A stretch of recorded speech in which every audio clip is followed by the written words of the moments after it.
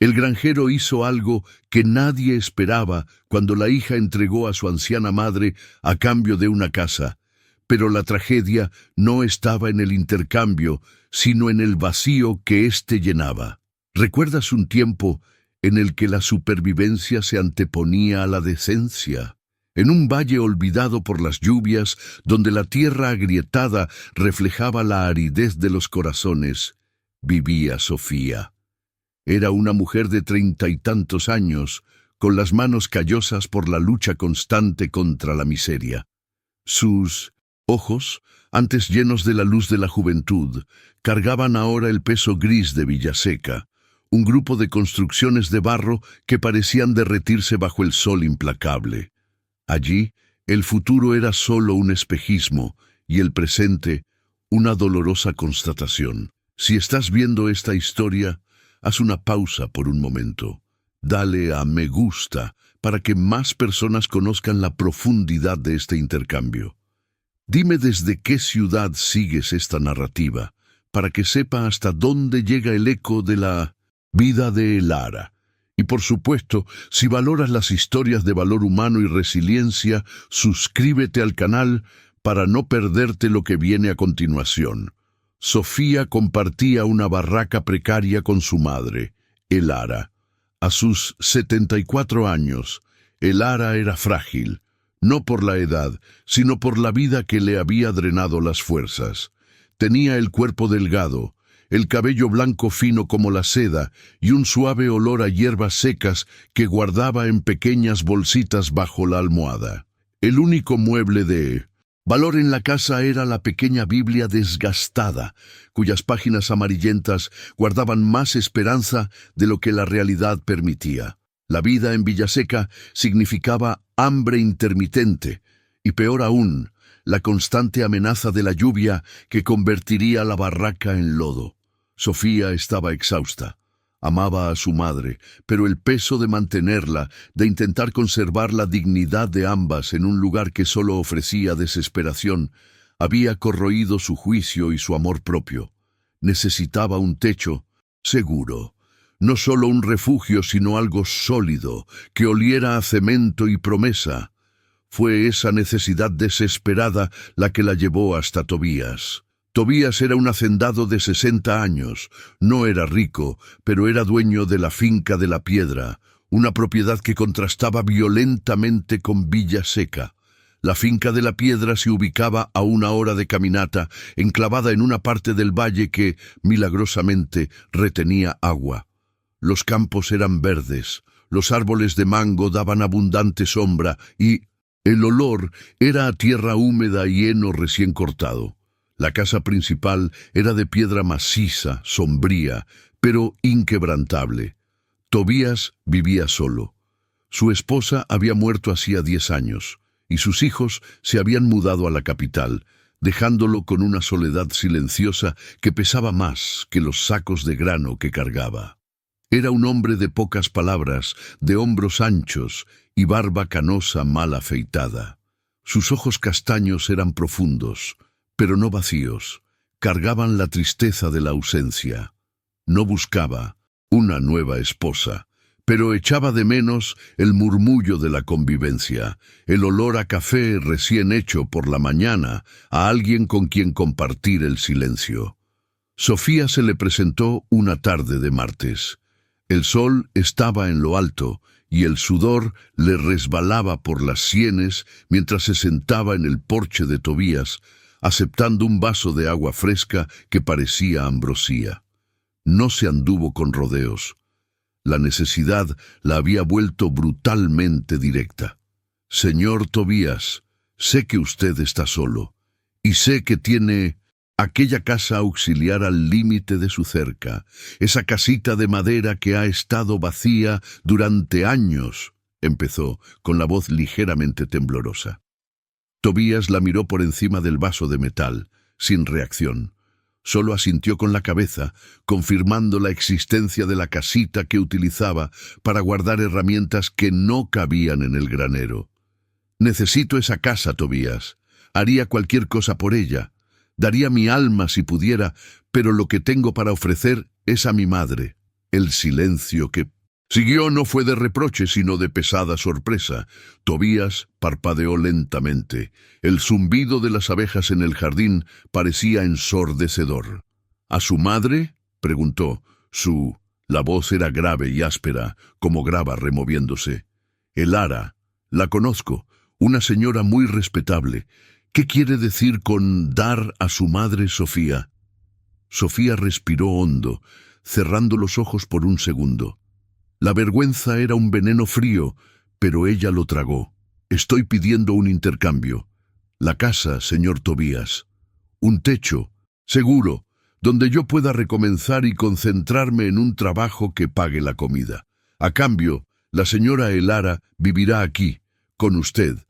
Ella es una excelente cocinera, es callada, le gusta cuidar las hierbas, le hará compañía, cuidará de la casa, hará lo que una ama de casa hace. Usted ya no estará solo, ella estará segura, alimentada, y yo estaré libre de la preocupación de verla morir de frío o hambre en aquella choza. Era un pacto frío, calculado. Sofía ofrecía a su madre como una mercancía emocional, una pieza de mobiliario antigua que, aunque amada, ocupaba demasiado espacio en el barco que se estaba hundiendo. Tobías frunció el ceño, pero no se rió ni se indignó, lo que le dio a Sofía un atisbo de esperanza. Él ponderó, los ojos fijos en la línea del horizonte, donde el cielo se encontraba con el verde vivo de la plantación de maíz.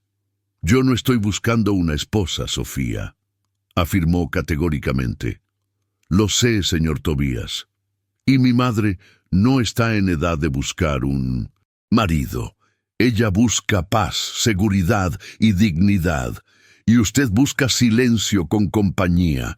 No es un matrimonio, es un acuerdo de convivencia. Ella tendrá su propio dormitorio en la casa principal y tendrá todo lo que necesita, y yo tendré la pequeña casa de madera». Tardó un minuto entero en responder. Era el tipo de silencio que pesaba, cargado de ética rural y de la vacilación de violar una ley moral no escrita. «La casa es pequeña, Sofía. Apenas cabe una cama y una mesa. Y necesita reparaciones importantes. Tiene goteras. Es de madera. Es más sólida que el adobe. Acepto, sin condiciones. Solo deme la llave y traeré a mi madre mañana». Tobías asintió, pero había algo profundamente incómodo en su rostro. Una mezcla de alivio por tener la perspectiva de compañía y repulsión por la naturaleza de la transacción. Él aceptó a la madre de Sofía, Elara, como moneda de cambio por un pedazo de tierra. El acuerdo se cerró con un apretón de manos seco y rápido. A la mañana siguiente, la mudanza de Elara fue patética por su brevedad. Solo se llevó consigo la Biblia y un pequeño envoltorio de tela que contenía sus ropas más decentes y un puñado de semillas de albahaca. Elara estaba al tanto de la transacción. Sofía, sin poder mirar a su madre a los ojos, le había explicado todo con una frialdad racional. «Madre, es la única manera. Tendrás dignidad, y yo tendré seguridad para luchar por un futuro, sin la preocupación de tener que protegerte de cada viento». Elara no lloró. Sus ojos castaños, que compartían el mismo color que los de Sofía, solo se llenaron de una tristeza resignada. Ella entendía la desesperanza de su hija. Sabía que, para Sofía, la casa de madera representaba la línea entre la vida y la caída final. Y por amor a su hija, Elara se puso la capa de deuda viva y aceptó su nueva residencia. El viaje hasta la finca de la piedra se hizo en silencio. Solo el ruido de la carreta alquilada, tirada por un burro viejo, rompía la quietud de la mañana. Cuando llegaron, Sofía le mostró a Elara la casa grande, la robusta estructura de piedra que sería el nuevo hogar de su madre, y luego señaló la pequeña, casi invisible casa de madera en el límite de la propiedad, apenas iluminada y oscura que sería su nuevo hogar. La ironía era palpable. El Ara ganaría seguridad y comodidad, mientras que Sofía asumiría la lucha en el pequeño y desorganizado anexo. Tobías estaba esperando. Era menos rudo de lo que parecía, y ayudó a descargar el pequeño fardo de el Ara. Sofía apresuró la despedida. No podía soportar un minuto más de aquella situación. Abrazó a su madre rápidamente, con un abrazo tenso y sin calidez. «Madre, volveré en 2 semanas. Necesito arreglar la casa y empezar a trabajar en la ciudad vecina. Cuídate». El Ara sostuvo el rostro de Sofía entre las manos finas, obligando a su hija a mirarla. «Vete, hija, ve y construye tu camino. Yo estaré bien. Que Dios te guarde». Había perdón en su voz, pero ninguna alegría. Y entonces Sofía se fue, girándose solo una vez, para ver la figura esbelta de su madre parada junto al granjero macizo, la imagen del intercambio concretado. El aire en la finca de la piedra era diferente. Olía a vida, a comida de verdad, a tierra fértil, pero la casa de Tobías estaba extrañamente vacía. Las habitaciones eran grandes y oscuras, el mobiliario era pesado y escaso. El cuarto de Lara estaba en la planta baja, cerca de la cocina, una habitación modesta pero limpia, con una ventana que daba a un campo de girasoles. La primera semana fue una danza silenciosa de extraños. Tobías iba y venía, siempre ocupado con el trabajo de la finca. Solo interactuaba con el Ara durante las comidas, que ella empezó a preparar el segundo día. El olor a comida casera pronto invadió la casa, sustituyendo el antiguo aroma a polvo y soledad.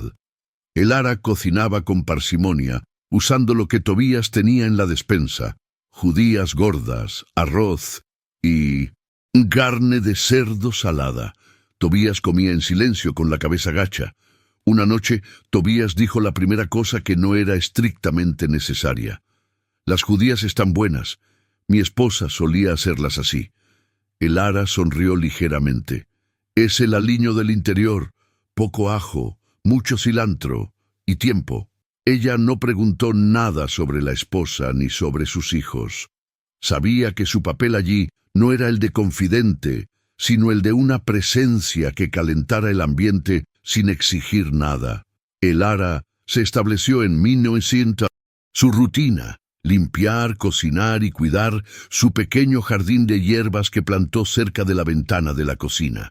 Usaba los trapos viejos que encontró guardados para hacer pequeños bordados y cortinas sencillas para las ventanas sombrías, permitiendo que entrara más luz.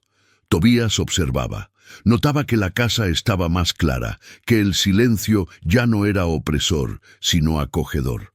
Se acostumbró al sonido suave de los pasos, de el Ara, al delicado tintineo de las ollas y al murmullo bajo que ella hacía cuando rezaba sobre la Biblia. La presencia de ella era como una chimenea encendida en un invierno riguroso. Él no se atrevía a ser amable abiertamente.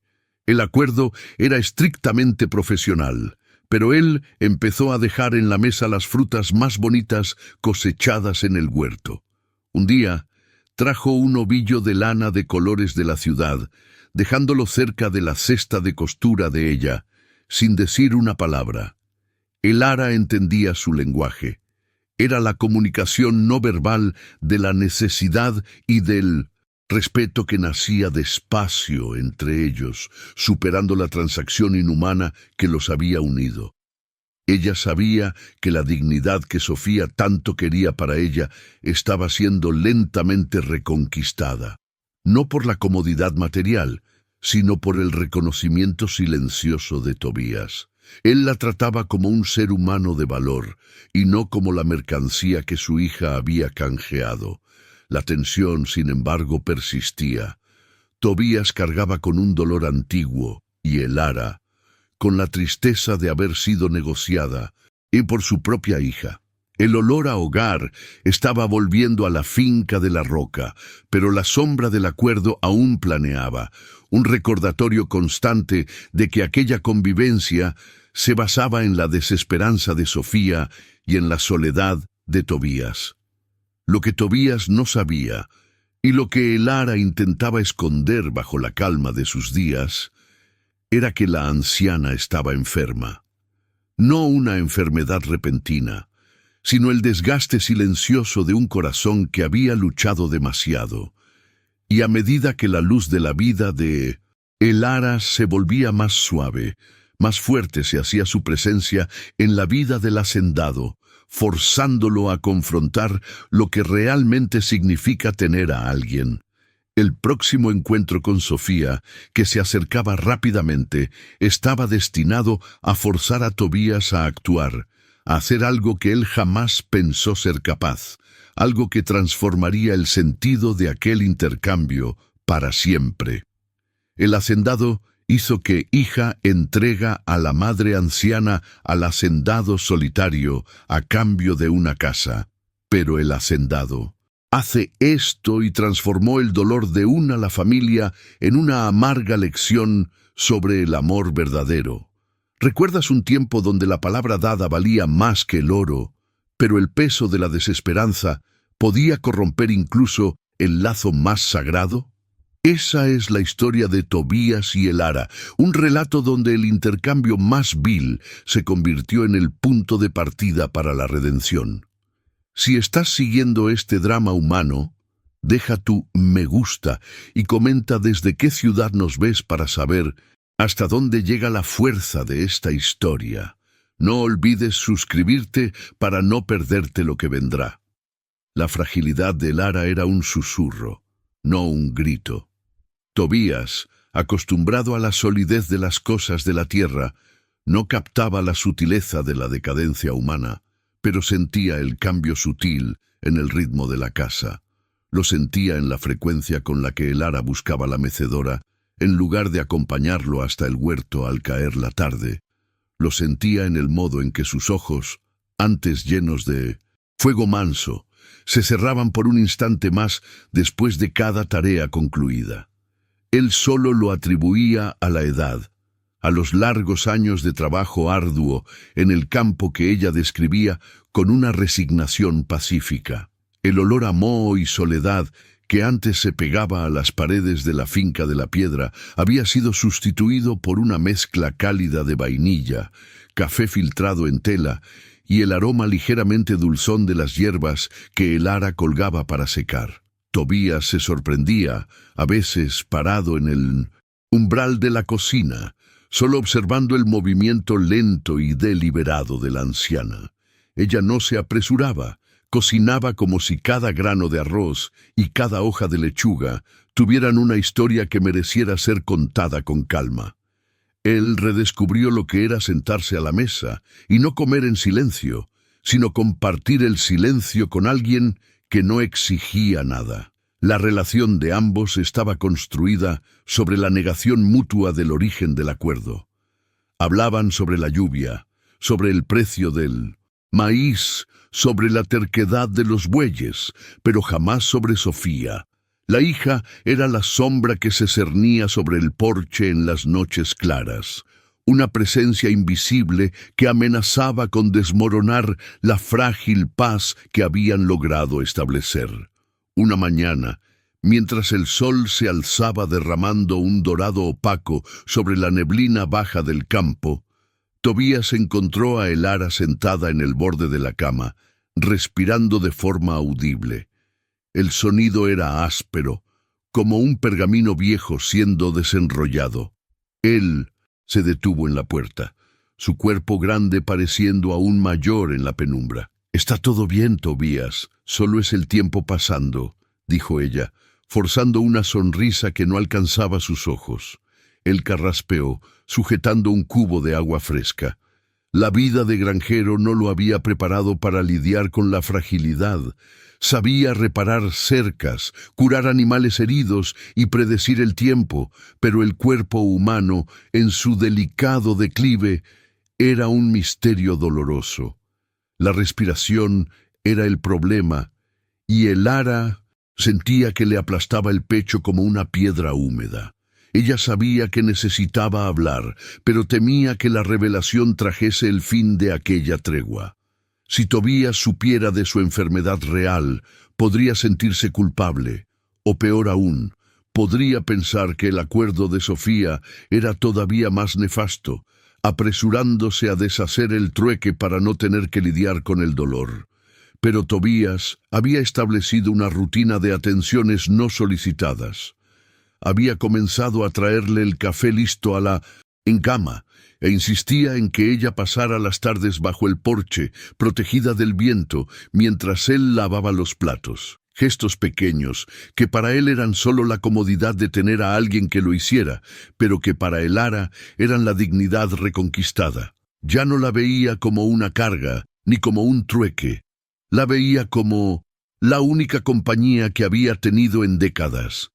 Se dio cuenta de cuánto se había vuelto dependiente de ella una tarde, cuando Elara fue a visitar a una vecina, doña Marisa, a 2 leguas de allí. La casa se sintió pesada, silenciosa. La cena que Tobías preparó era insípida y se encontró conversando con el perro, algo que no hacía desde que su propia madre había muerto. Cuando Elara regresó, por la noche, el farol arrojando sombras largas sobre el camino de tierra, sintió un alivio súbito e inesperado. «Es tarde para usted, señora», dijo, brusco, para ocultar lo mucho que estaba preocupado.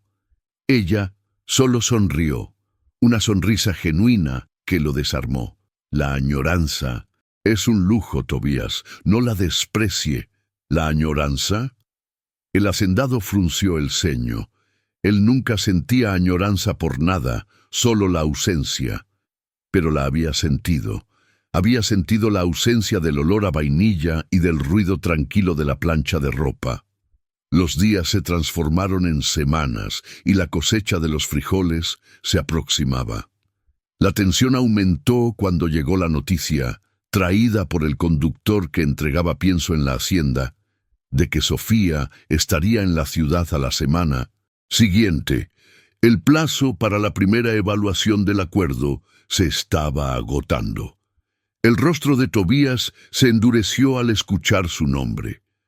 Había evitado pensar en el aspecto mercantil de aquella convivencia, pero Sofía era el recordatorio viviente de que Elara no estaba allí por elección, sino por obligación. Elara estaba barriendo el porche cuando él se lo contó, la voz baja, casi un gruñido. Su hija Sofía vendrá. El mango de la escoba tembló en las manos de Elara. Ella se detuvo, sin levantar los ojos de la tierra apisonada. Ella vendrá a revisar la mercancía. La palabra atravesó a Tobías como una espina oxidada. No llame a la señora mercancía. Es lo que soy, Tobías, no se engañe. Fui cambiada por una casa nueva, y ella necesita asegurarse de que el ganado está bien tratado para garantizar el pago. El hacendado arrojó el sombrero de paja con fuerza sobre la mesa. La rabia que sentía no iba dirigida a Elara, sino a sí mismo, por haber aceptado una transacción tan sucia. En aquel momento odió a Sofía con una intensidad fría y calculadora. No solo había rechazado a su madre, sino que había profanado su soledad. No, cuando ella llegue, no verá una mercancía. Verá a una mujer que tiene un hogar. La declaración fue hecha con una autoridad que sonaba casi desesperada. Elara lo miró y vio en los ojos castaños y profundos de Tobías un destello de lucha que nunca esperó ver.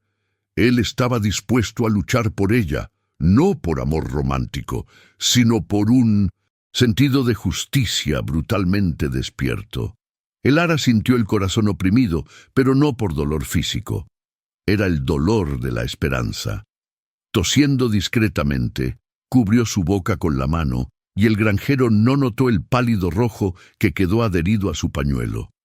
La enfermedad avanzaba, y ella estaba segura de que aquella sería su última batalla, y que la libraría junto al hombre que, a cambio de su presencia, le estaba devolviendo el alma.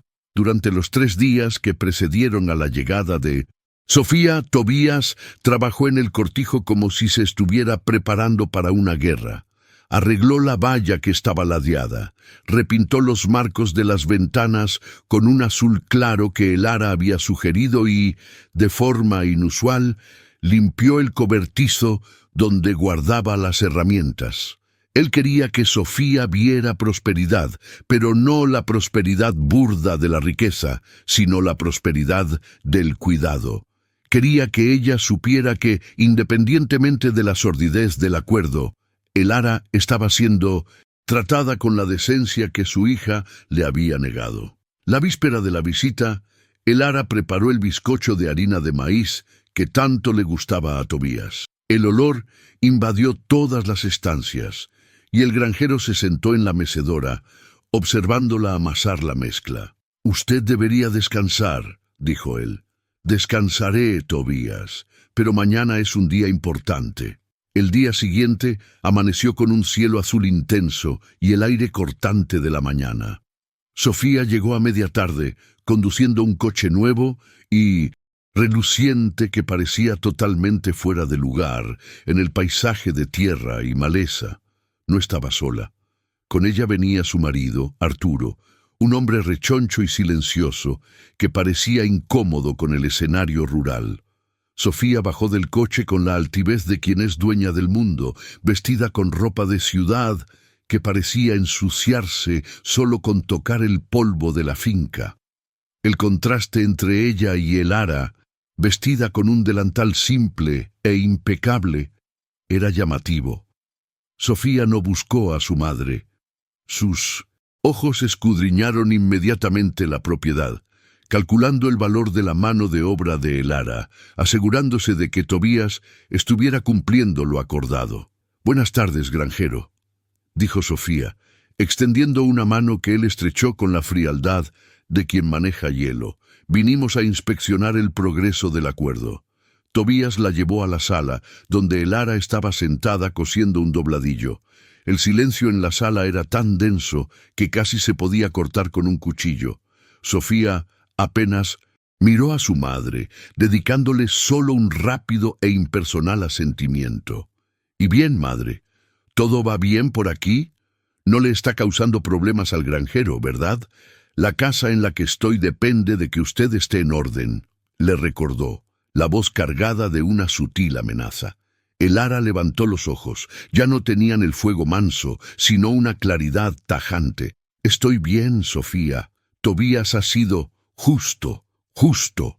La palabra resonó en la sala. Sofía sonrió, satisfecha con la aparente sumisión de su madre. «Tobías, Ademir, mi marido, es ingeniero y le gustaría ver las mejoras que su mano de obra ha proporcionado. Necesitamos garantizar la estabilidad de nuestra inversión». El ingeniero era el verdadero inspector. Ademir comenzó a hacer preguntas sobre la rutina de Elara, sobre cuánto tiempo dedicaba al trabajo de la casa y del huerto. Él trataba a su madre como una hoja de costes. Tobías, que estaba de pie, apoyado en el marco de la puerta, sintió cómo la furia le subía por la garganta, un calor corrosivo. Apretó los puños, recordando la dignidad de la anciana. No podía permitir que la madre fuera humillada nuevamente en su propio hogar. El granjero se enderezó, la sombra de su imponente cuerpo cayendo sobre Sofía. «El acuerdo era claro», dijo él, con la voz baja pero potente. «Acepté la presencia de Elara en mi casa a cambio de la casa de ustedes. Lo que no estaba en el acuerdo era la inspección humillante o el trato hacia ella como una propiedad». Sofía se giró hacia él, sorprendida por la reacción. «Está siendo grosero, Tobías. Solo estoy garantizando que las obligaciones se cumplan. Las obligaciones están cumplidas. En la finca de la piedra está limpia, la comida está en la mesa y Elara está aquí. Pero ella no tiene ninguna obligación de rendirte cuentas sobre el tiempo que pasa sentada. Ella no es tu sirvienta, Sofía, es tu madre». La palabra madre pareció suspenderse en el aire, causando una incomodidad visible en Adrián, que se miró los pies. Sofía se rió, una risa fría.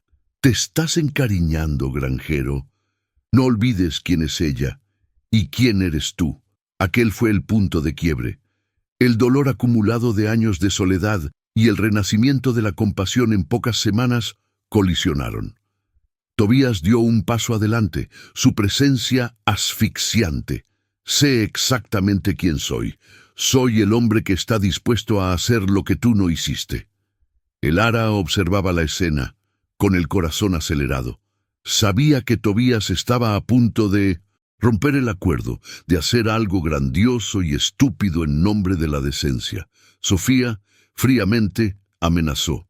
Si hay un incumplimiento del acuerdo, Tobías, la casa vuelve a nosotros. ¿Y qué harás con la vieja?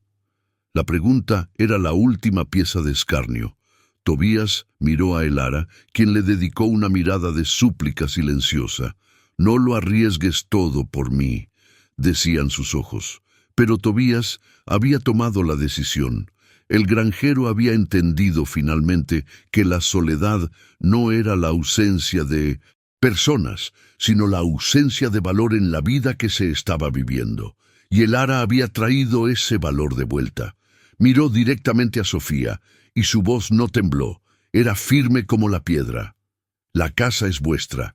Podéis quedárosla. No hay más acuerdos, Sofía». El silencio se tragó el sonido del viento. Sofía abrió los ojos de par en par, confusa. «¿Qué?» Tobías sacó la llave de la casa nueva del bolsillo y la arrojó sobre la mesa de centro. El tintineo del metal fue el sonido de una promesa rota y de una vida siendo reconstruida. «No necesito tu casa, Sofía. Necesito paz. Y la paz no tiene precio de intercambio. Doy por terminado el acuerdo, pero no echo a tu madre. La acojo. El ara se queda. Se queda porque ahora es mi familia. Y mi familia no es una mercancía». Estaba pálida de rabia e incredulidad. El granjero, aquel hombre rústico y solitario, estaba rechazando lo que más quería, la casa, solo para mantener la presencia de su madre, a quien ella había desechado. Estaba desmantelando toda su transacción con un único gesto de dignidad inesperada. «No puedes hacer eso, no puedes». «Puedo, y lo hice. Recojan sus cosas y salgan de mi propiedad. Y si se atreven a volver para perturbar su paz, tendrán que enfrentarse a mí». Tobías no necesitó decir nada más. Adrián, sintiendo el peligro de la situación, agarró a Sofía por el brazo y la tiró hacia el coche. Partieron en una nube de polvo e indignación, dejando atrás el rastro de su propio fracaso moral. En la sala, el olor a bizcocho casero flotaba en el aire. El ara, con los ojos anegados, miró a Tobías, que respiraba pesadamente, el cuerpo aún tenso. Tú lo has abandonado todo». «No, Elara, lo he ganado todo. Y ahora podemos ocuparnos de lo que de verdad importa». Se arrodilló frente a ella, su gran mano tocando la de ella, que estaba fría y delgada. El granjero vio el pequeño temblor de dolor que ella intentó esconder y supo que la lucha de ambos no había hecho más que empezar. Él había garantizado su dignidad frente a su hija, pero ahora necesitaba luchar contra el tiempo. La revelación de su enfermedad no tardaría. Tendría que ser fuerte, no solo en la lucha contra los demás, sino en la lucha por la vida de la única persona que había hecho su soledad soportable. Había escogido el camino más difícil, el camino del cuidado sin contrato, de la responsabilidad sin obligación. La casa nueva estaba perdida, pero él había encontrado un hogar. Tobías había hecho el trueque que de verdad importaba. La vida, ahora, estaba centrada en proteger la luz suave que el ara traía a su mundo oscuro. El granjero tomó una decisión impensable. Entregó la casa de sus sueños para salvar la dignidad de la madre que su hija intentó desechar. ¿Recuerdas un tiempo en el que la lealtad valía más que los ladrillos y cemento? En aquella pequeña habitación, bañada por el débil sol de la tarde, se estaba forjando un nuevo pacto, silencioso y profundo. Si la historia de Tobías y Elara está tocando tu corazón. Deja tu me gusta ahora y comenta desde qué ciudad nos estás viendo, para que yo sepa hasta dónde está llegando la fuerza de este amor inesperado. Si aún no te has suscrito, no te pierdas los próximos detalles sobre la reconstrucción de sus vidas. Él seguía arrodillado, sintiendo la textura áspera de la mano de ella bajo la suya.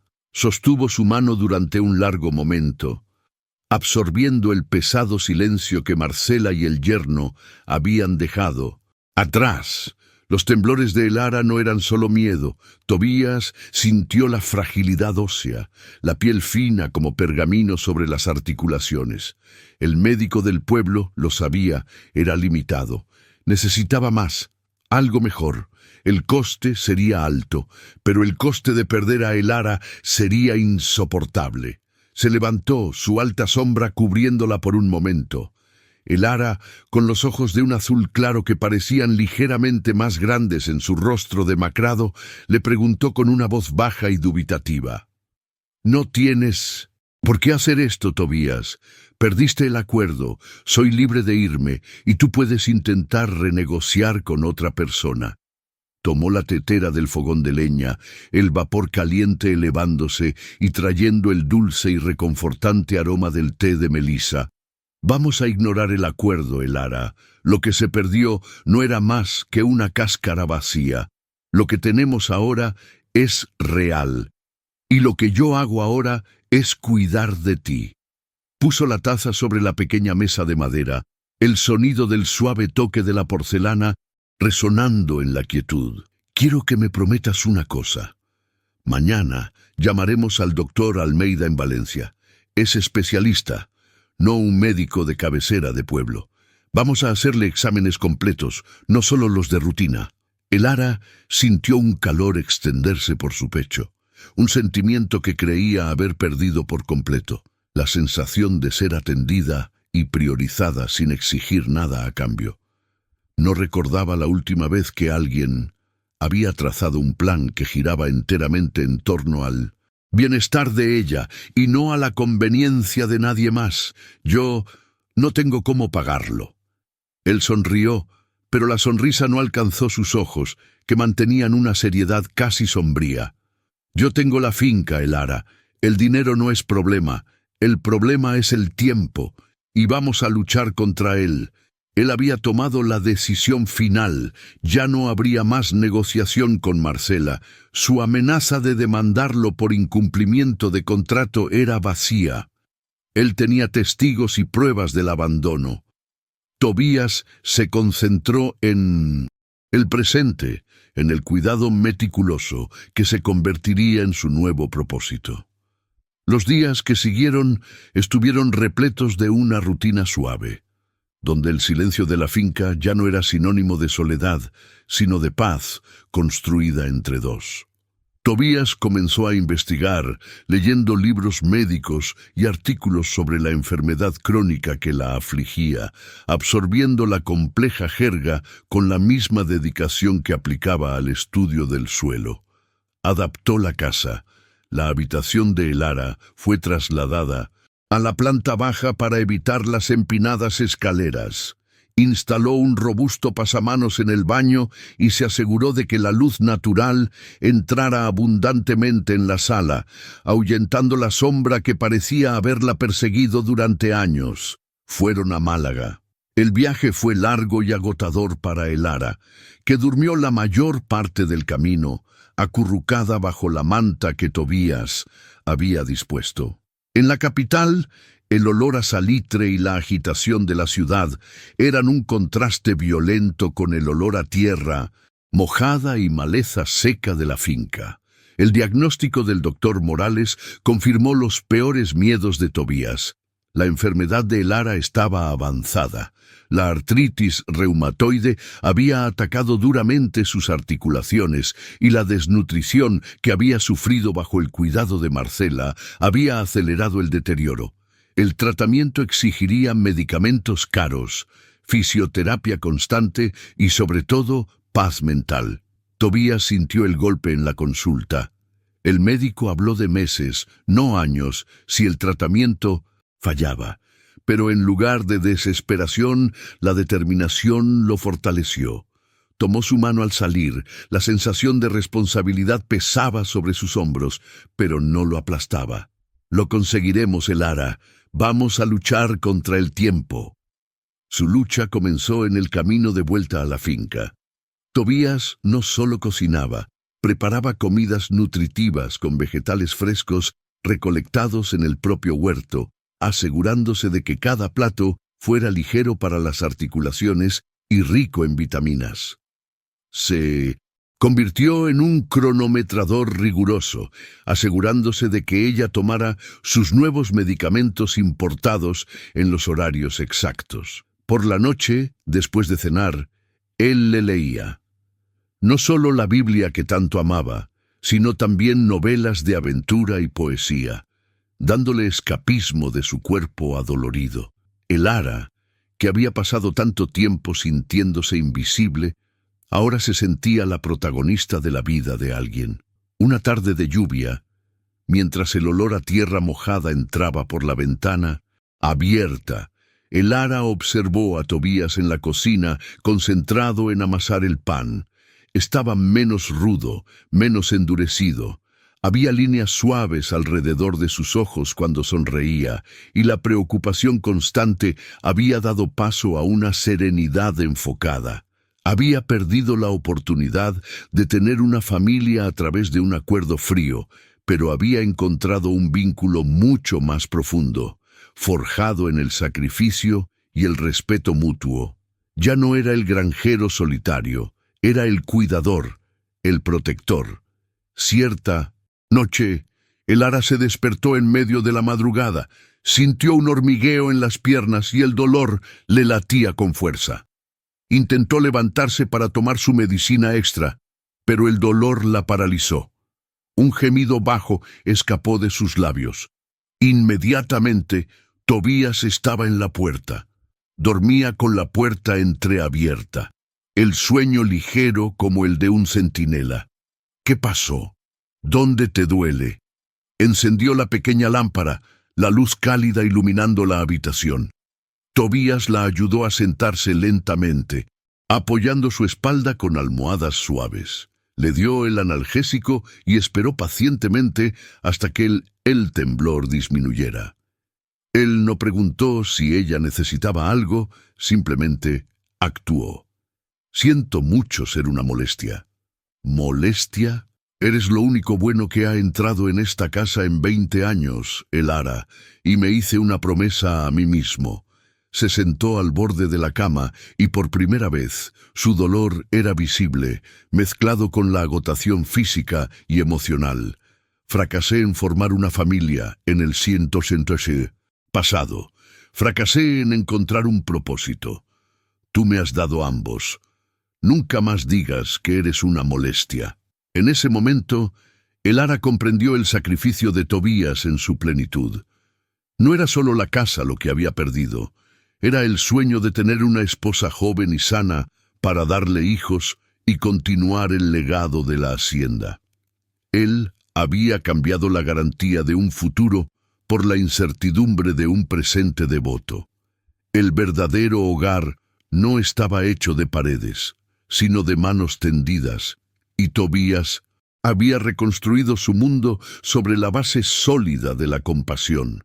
Días después, llegó una carta certificada de Marcela, llena de jerga legal y amenazas vacías. Ella exigía el reembolso del valor invertido en los viajes y alegaba daños morales. Tobías rasgó la carta antes incluso de leer el último párrafo y la arrojó al hogar de la estufa de leña. No desperdiciaría ni un segundo más de su energía en la amargura ajena. Su foco estaba en la sonrisa frágil de Elara, en la próxima dosis de medicina, en la próxima lectura. La vida de ambos era ahora un tejido de pequeños actos de amor y gran coraje. La hacienda florecía bajo la atención renovada de Tobías, y Elara florecía con su cuidado, encontrando una paz que la enfermedad no podía robar.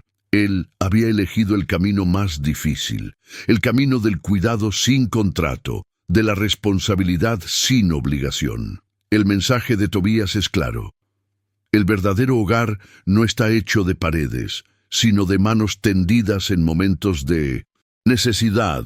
Si esta historia de resiliencia y compasión te ha inspirado a valorar lo que realmente importa, compártela con un amigo que necesite una dosis de esperanza. No te olvides de suscribirse para no perderse la conclusión de esta jornada la próxima vez. El granjero hizo hija entrega a su madre anciana, al granjero solitario, a cambio de una casa.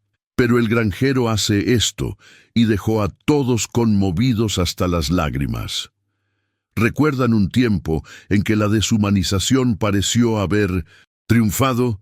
Cuando Marcela cambió el calor de la familia por el frío del cemento, entregando a su madre, Elara, a Tobías, el granjero solitario, a cambio de una casa. Su historia es un testimonio de que la dignidad humana no puede ser negociada. Si están siguiendo esta jornada de valor y redención, dejen su me gusta ahora y cuéntenme desde qué ciudad nos están viendo. No olviden suscribirse para recibir más historias que tocan el alma. Su vida era ahora un tejido de pequeños actos de amor y gran coraje. La granja florecía bajo la atención renovada de Tobías, y Elara florecía con sus cuidados, encontrando una paz que la enfermedad no podía robar. Él había elegido el camino más difícil, el camino del cuidado sin contrato, de la responsabilidad sin obligación. Esa semana, el otoño cubrió el valle con un manto de colores oxidados, pero el aire traía la primera promesa del invierno, frío y húmedo. Los días de Elara se hicieron más cortos, las horas de lucidez más espaciadas. Tobías sabía que la terquedad del espíritu era poderosa, pero la fragilidad del cuerpo era implacable. Había movido el sofá-cama más cerca de la ventana de la sala, donde ella podía observar las colinas y el ganado pastando bajo el cielo plomizo. El sonido de la granja, el mugido distante, el crujir de los portones de madera, el olor a café recién hecho y a leña quemándose en la estufa, era el universo reconfortante de Elara. Cierta mañana, mientras Tobías la ayudaba a tomar la medicación, Elara sujetó su muñeca con una fuerza sorprendente, los ojos fijos en los de él, profundos y sin el velo de la confusión. Le preguntó si estaba cansado. La pregunta venía cargada de una culpa silenciosa, el peso de la dependencia que ella sentía. Tobías sonrió, una sonrisa genuino que se había convertido en parte de su nuevo semblante. ¿Cansancio? Él respondió, no, Elara, este cansancio es diferente, es el cansancio del propósito. Cuando vivía aquí solo, estaba agotado, incluso sin hacer nada. Era el peso del silencio. Ahora este cansancio es bueno, es el peso del afecto. Ella le apretó la mano, y las lágrimas asomaron en el rabillo de sus ojos, pero no eran lágrimas de tristeza, eran de gratitud. Dijo que jamás imaginó que el final de su vida sería en un lugar tan seguro, cuidada por un hombre que era, al principio, un extraño y que ahora era más familia que su propia sangre. La mención indirecta a Marcela trajo una sombra momentánea, pero Tobías no permitió que se cerniera. Había enterrado el resentimiento y la ira en el momento en que quemó la carta. Su lucha ya no era contra Marcela, sino contra el tiempo. En los días que siguieron, la tensión aumentó sutilmente. La tos de Elara se intensificó, y el médico que hacía visitas regulares sugirió que comenzaran a prepararse. La preparación para Tobías no significaba rendirse, significaba asegurar que los últimos días se vivieran con la máxima dignidad. Instaló una pequeña campanilla junto a su cama, en caso de que lo necesitara durante la noche. Pasaba las madrugadas leyendo en voz baja, a menudo la misma historia, solo para que el sonido de su voz llenara la habitación. Fue durante una de esas noches frías cuando Elara comenzó a hablar sobre su pasado. Nunca se había extendido mucho, siempre protegiendo la imagen de Marcela, aun cuando la distancia entre ellas era un abismo. Pero aquella noche, la verdad fluyó como agua de un manantial antiguo. Contó sobre la muerte del padre de Marcela, un hombre bueno que trabajó la vida entera para darle a su hija lo que él no había tenido. Contó cómo, tras la pérdida, Marcela se cerró en sí misma. Cambió el afecto por la ambición, viendo la pobreza como el enemigo a combatir a toda costa. Elara confesó que, en el fondo, sabía que la oferta de la casa era una trampa, un intercambio, pero la debilidad momentánea y el miedo a ser una carga la habían hecho aceptar. «No fui lo suficientemente fuerte para luchar, Tobías», susurró ella con la voz tan tenue como seda vieja. «Me sentí inútil y pensé que Marcela necesitaba una oportunidad, incluso si eso significaba deshacerse de mí». Tobías la escuchaba con el ceño fruncido. Sentía un dolor profundo por la ingenuidad forzada de Elara. «Inútil», dijo él. «Mira esta casa, Elara. Mírame a mí. Antes de que tú llegaras, yo era un hombre inútil que solo ocupaba espacio. Tú trajiste la bondad de vuelta a este lugar. Me diste un motivo. Nunca fuiste una carga. Fuiste mi salvación». Este reconocimiento selló el pacto silencioso entre ellos. Él ya no era solo el granjero o el cuidador. Él era el guardián de su paz. La revelación más conmovedora llegó cuando Elara le entregó una pequeña caja de madera pulida que ella guardaba debajo del colchón. Dentro había una única foto amarillenta de Marcela, aún niña, sonriendo sin reservas. También había una escritura antigua. «Esto es todo lo que tengo, Tobías», dijo ella. «A Marcela no le importará esta casa vieja. Quiero que tú la tengas. Quiero que esta finca sea tuya para siempre, sin deuda ni contrato. Quiero que uses esto para que Marcela nunca pueda regresar y perturbar la paz que hemos encontrado». Tobías tomó la escritura, sintiendo el peso del papel. La propiedad era de Elara por derecho, el resultado de una herencia anterior que Marcela asumía que se había agotado. Era un activo pequeño, pero suficiente para darle una base legal sólida contra cualquier futura arremetida de su hija. Aquel era el gesto final de Elara, proteger a Tobías del mismo oportunismo que la había herido. Se dio cuenta de que la verdadera transacción no era la que Marcela había propuesto, sino la que Elara estaba haciendo ahora. El intercambio de bienes materiales por la garantía de un legado de bondad. Tobías miró el documento y luego a Elara. Él no necesitaba la casa. Solo la necesitaba a ella. Pero él entendió la importancia del acto para su alma. Él le prometió que lo haría, que emplearía todos los medios legales disponibles para asegurar que la casa y la finca permanecieran como un santuario de paz, y que su sacrificio, su última lucha por la dignidad, no sería en vano. Elara cerró los ojos, exhausta, pero con un rastro de ligereza en el rostro. Ella sabía que él era un hombre de palabra. A la mañana siguiente, Tobías se dirigió a la notaría en la ciudad. Usó la escritura de Elara y sus propios recursos, trabajando silenciosamente, como un molinero que gira la rueda de la justicia. Él no estaba solo registrando tierras, estaba formalizando su derecho a proteger la memoria de Elara y el hogar que habían construido juntos, ladrillo a ladrillo de cuidado. Puso la propiedad bajo una fundación especial que garantizaría el uso de la tierra para fines de caridad local, con él como administrador vitalicio. Esto creaba una barrera legal casi infranqueable contra cualquier pretensión de Marcela. Cuando volvió, el aire en la finca estaba pesado. Elara estaba durmiendo profundamente y el médico ya estaba allí, con una mirada grave. le comunicó a Tobías que era cuestión de horas. Tobías se sentó a su lado, sosteniendo la mano que estaba fría, pero todavía suave. Sintió miedo por primera vez, no el miedo a estar solo de nuevo, sino el miedo a perder la nueva luz que lo había guiado.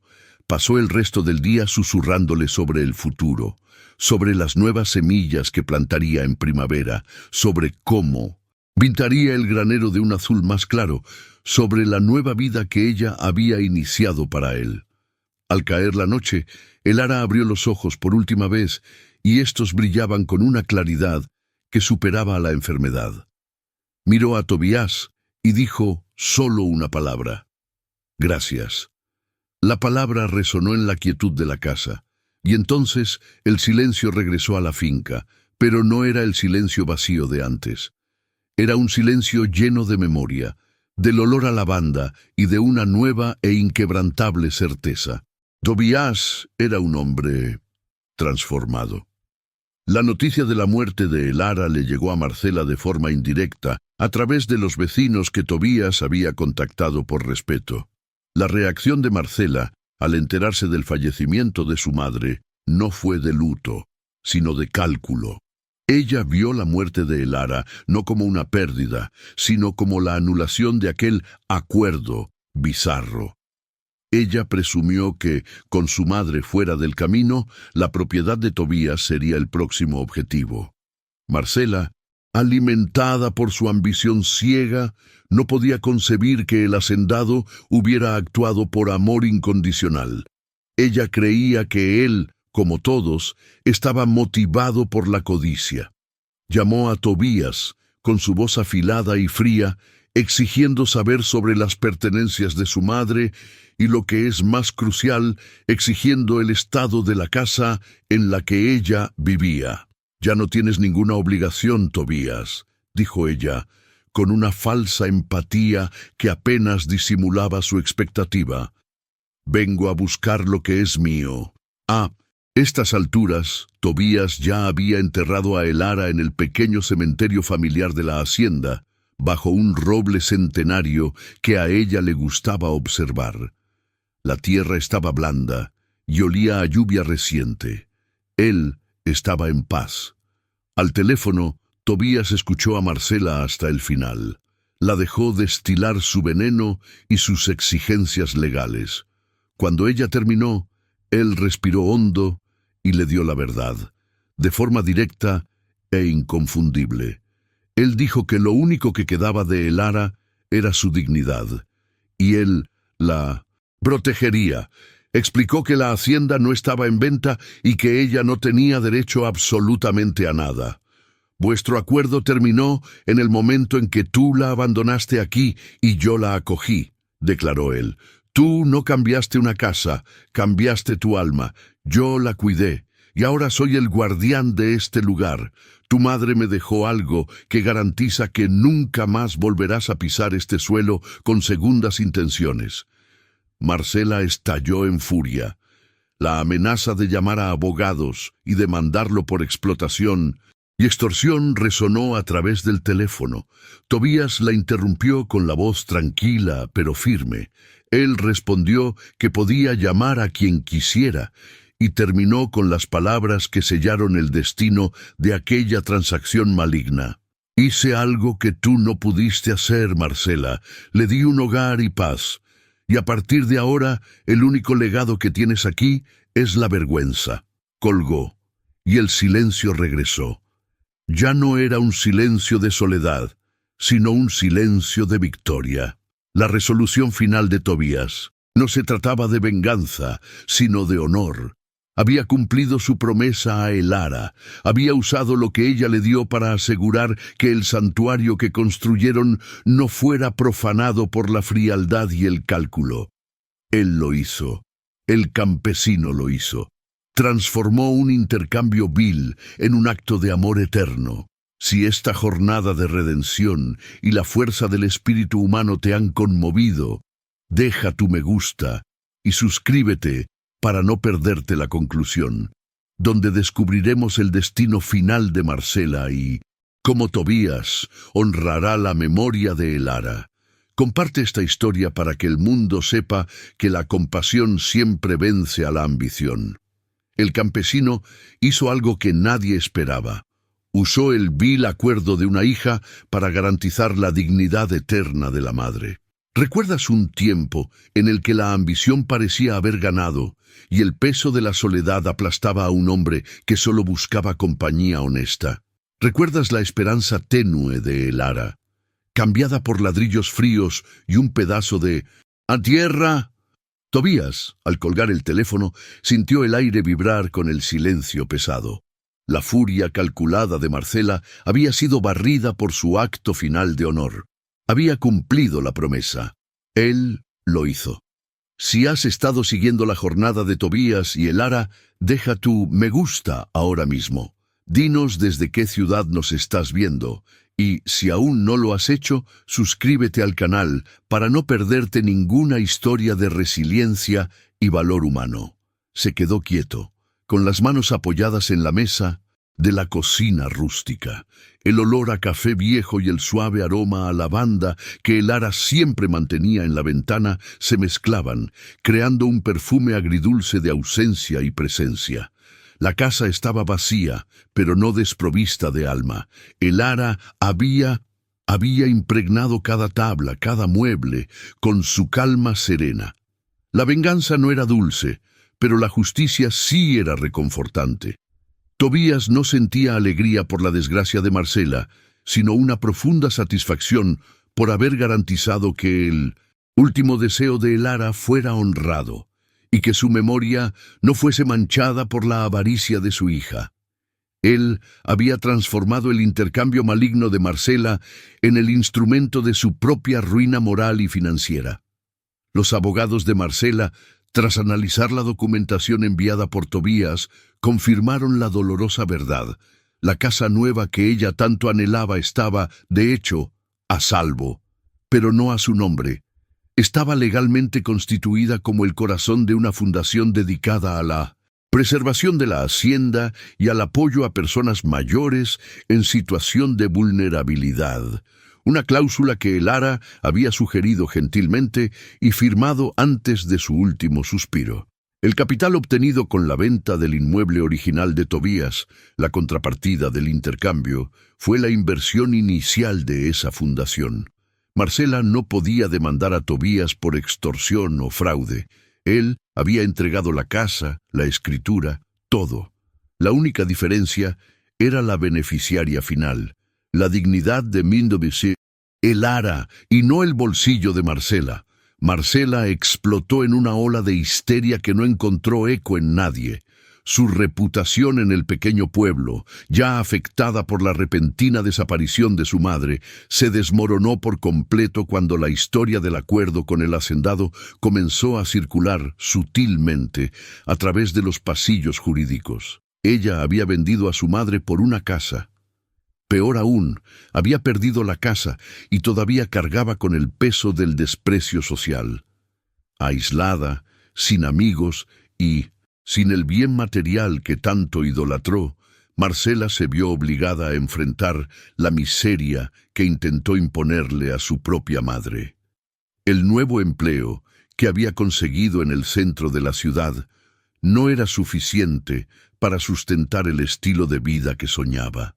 Vivía ahora a la sombra de su propio error, un castigo mucho más severo que cualquier pena judicial. Mientras Marcela se hundía en el aislamiento de frustrada su ambición, Tobías iniciaba la fase de reconstrucción. No estaba reconstruyendo la finca, que siempre fue robusta, sino a sí mismo. La soledad que antes lo definía ahora estaba atemperada por el recuerdo vívido y cálido de Elara. Pasaba las mañanas en el porche, donde el sol daba en la mecedora vacía. Casi podía escuchar su risa suave mientras él le contaba la pelea de los polluelos o el crecimiento de la lavanda. Encontró un cuaderno de ella, escondido bajo el colchón, lleno de recetas y pequeños poemas. El último, escrito con mano temblorosa, hablaba sobre cómo la verdadera seguridad no residía en muros altos, sino en corazones abiertos. Tobías se dedicó a la fundación con fervor. Supervisaba la documentación, asegurando que la finca se convirtiera de hecho en un refugio de paz. Contrató a una cocinera y a una enfermera para atender la pequeña Ala, que transformaría la casa en un hogar para ancianos que, como el Ara, necesitaban cuidado y afecto. La primera residente, una anciana de 85 años llamada Doña Rosa, llegó al final de la primavera. El día que Doña Rosa se acomodó en la habitación de invitados, que el Ara había arreglado meticulosamente con la esperanza de recibir algún día a sus nietos, Tobías sintió una paz que nunca supo que existía. La presencia de otra persona en la casa, el sonido de los pasos en el suelo de madera, el olor a sopa fresca sustituyendo el olor a soledad.